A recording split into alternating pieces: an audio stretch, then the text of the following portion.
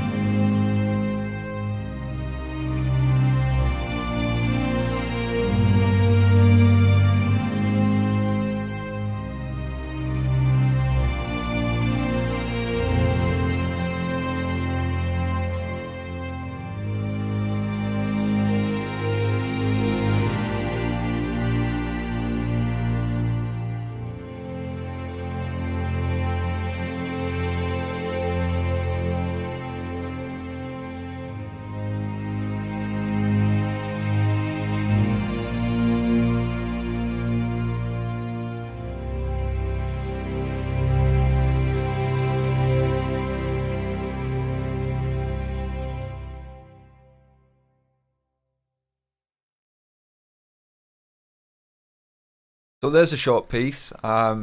I didn't go overboard with it because I felt it was best to showcase the actual library and not put brass and percussion in there, because then it's kind of masking the sound of the actual library. So kept it nice and simple, nice and stripped back, and I hope you liked it. So here it is loaded up into Kontakt, and yeah, there's lots of options here. You've got effects, you've got compressors, EQ, filters. You've got a space designer, so you can choose by moving this little instrument around where you want it in the room. I use external reverbs, so I've just kind of left it in the center. So I've got the true legato loaded up on the left, and I've got the master on the right. And as you can see, the RAM usage, it's not even coming up at a gig, so you can pretty much just load this into your template and not really have to worry about running out of RAM. So here I've got open the master patch, which is, it's got everything loaded up into it. So you've got sustains, which is just your usual.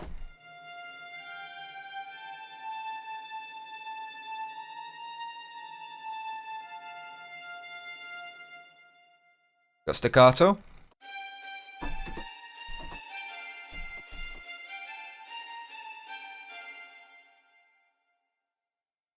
We've got some trems.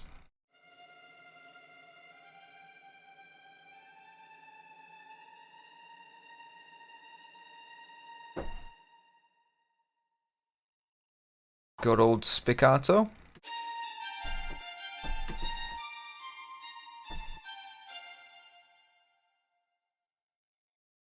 And we've got pits.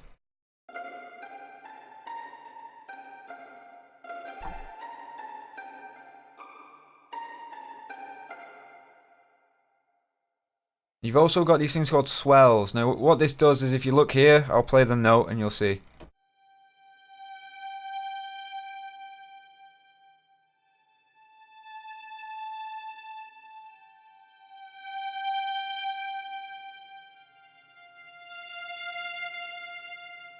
That you can automatically get it to swell, which is kind of good.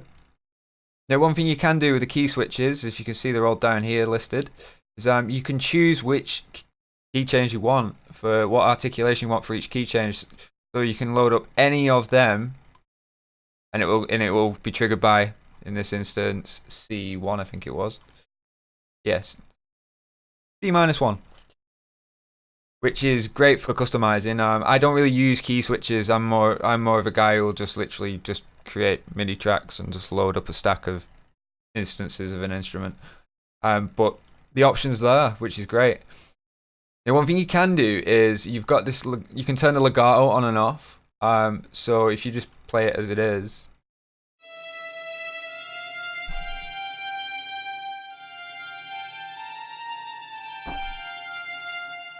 Versus this.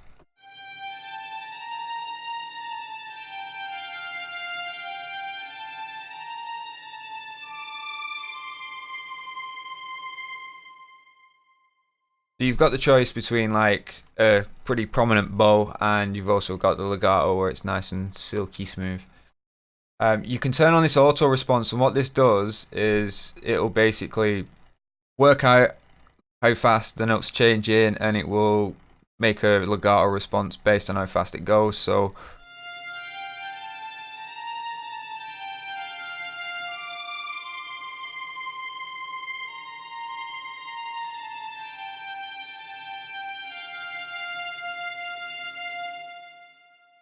it's kind of clever. I'd love to know how they did that. So I suppose now it comes down to the nitty gritty of my likes and dislikes about this library. Now you have to remember that I use Cubase in a certain way and I write in a certain way. So what works for me might not work for you, vice versa. So please make that decision yourself and not based on just what I say here today. First of all, you've got the size of the library. Now the library is an adequate size in my opinion to, all you got to do is stack the notes if you want something huge. If you don't, then you've got the stripped back sound from the get-go, which to me just makes it a perfect all-rounder. So second of all, you've got the expression and dynamic controls are mapped to CC1. CC1 should be and should always be the standard for this, because it is absolutely infuriating when you're trying to copy and paste a track down and all of a sudden your expression doesn't go with it. So please, sample libraries, just CC1 for expression and dynamics. It just makes it so much easier for us that we can just copy and paste something down, and yeah, it just works instead of having to go in and pencil it all in again. So you get a thumbs up from me for that one. Let's move on. Number 3, you've got the True Legato feature, which adapts to your playing, which is something that I found very, very useful when I was noodling around, because I didn't have to then compensate for the delay in legato that you can find with a lot of sample libraries. And 4, you've got all the articulations you would need to start writing some interesting string music. It's also worth noting that the samples have been recorded very, very dry, so yeah, if you start stacking these samples, you're not going to keep getting additional bits of reverb from the room, which you can sometimes find. Once you've stacked about 4 string libraries together, you start getting this mulch of reverb before it's even hit your reverb bus. So it's kind of nice knowing that this isn't going to cause me any mixing problems further down the line. So I suppose we've got to move on to the dislikes now, and my first dislike is the lack of mic positions. Now, most of the libraries I use, you know, you're going to get a close, surround, and your tree mic. I mean, I like to create my own blend with those, so maybe it was the way it was recorded, but let's not focus too much on that. It is only $99, so maybe it's just the way it was recorded, or maybe it's to do with the fact that this is why they're so dry, because they recorded it in maybe a small room. Now, one thing I did notice is if you push your CC1 all the way up to the top and then playing the higher register on the violin, there's this horrible whiny sound, which kind of distracts you from the rest of the instruments. To be fair, that's probably what happens when you press really hard on a violin. But yeah, I had to end up using a compressor to squeeze that down because it was just getting a bit too ringy on the ears. So overall, it's not really a bad library. It's big enough to play your lush legato passages, but it's also got the nice intimate sound that you could use for maybe something like the BBC, which you find they usually use smaller sections in a lot of their drama settings. So this library is $99. It's an absolute steal if you ask me. I do feel it would be more suited towards your newcomers because you're not making a lot of money, so you ain't going to be able to afford the likes of, I don't know, Cinematic Studio strings or some of the Spitfire stuff or Hans Zimmer strings or you know all the bigger sounding libraries. On the other hand, because it's recorded so dry, I think it would be perfect for really lifting up some of the other string libraries in my collection. So I'm going to give that a go, see how it goes, but I'm pretty sure it's going to work just based on that theory alone.